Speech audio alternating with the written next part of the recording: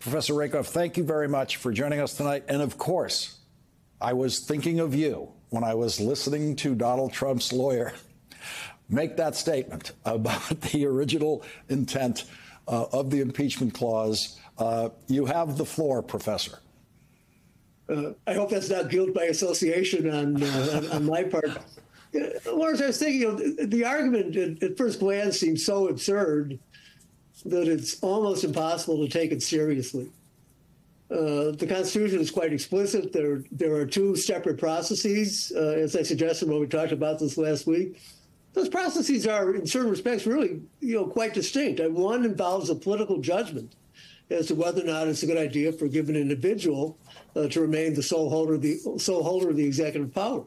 The second deals with the legal consequences down the road. And whether or not the second process should depend upon the prior process, which is quite distinct in terms of how it's conducted, in terms of the expectations, it seems to me to be almost a no-brainer.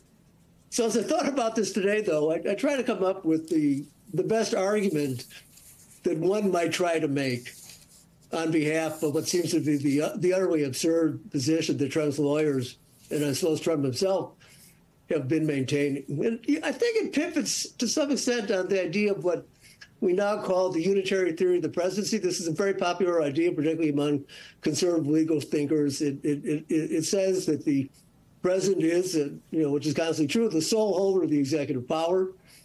And the justification for that would have been made in 1787 when the idea of a single executive was adopted almost at the very start of the Constitutional Convention, was that you want to encourage occasions where you need a strong power of command.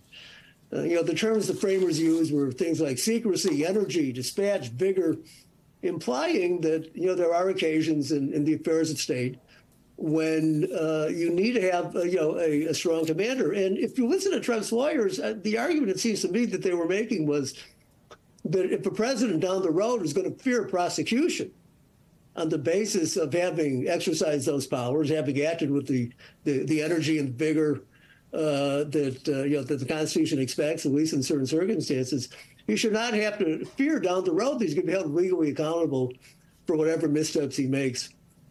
There is, however, a second aspect of this whole responsibility question, which I think the whole impeachment procedure, meaning a congressional proceeding which decides whether or not the guy should stay in office, and then subsequent legal proceedings if they seem necessary based on the nature of the misbehavior he's committed. The corresponding value that was discussed then, which I think we should still honor and respect now, is the idea of responsibility. And responsibility itself is a word that historians of language have noted seems to take on additional meaning in the immediate context of the base of the American Constitution. And responsibility here means, among other things, political accountability and legal judgment, perhaps, down the road. John Dickinson said this very well at the very beginning of the convention, where he says, in a Republican government, secrecy, vigor, energy, that stuff is all important and we need it. But if we're going to conform to Republican standards of government, where the king or the executive is not above the law, responsibility is just as important a value. And how you would preserve responsibility with this cockamamie theory that if you're not convicted, you get a get out of jail free card that's good for the rest of your life, strikes me as being, utter and complete constitutional nonsense.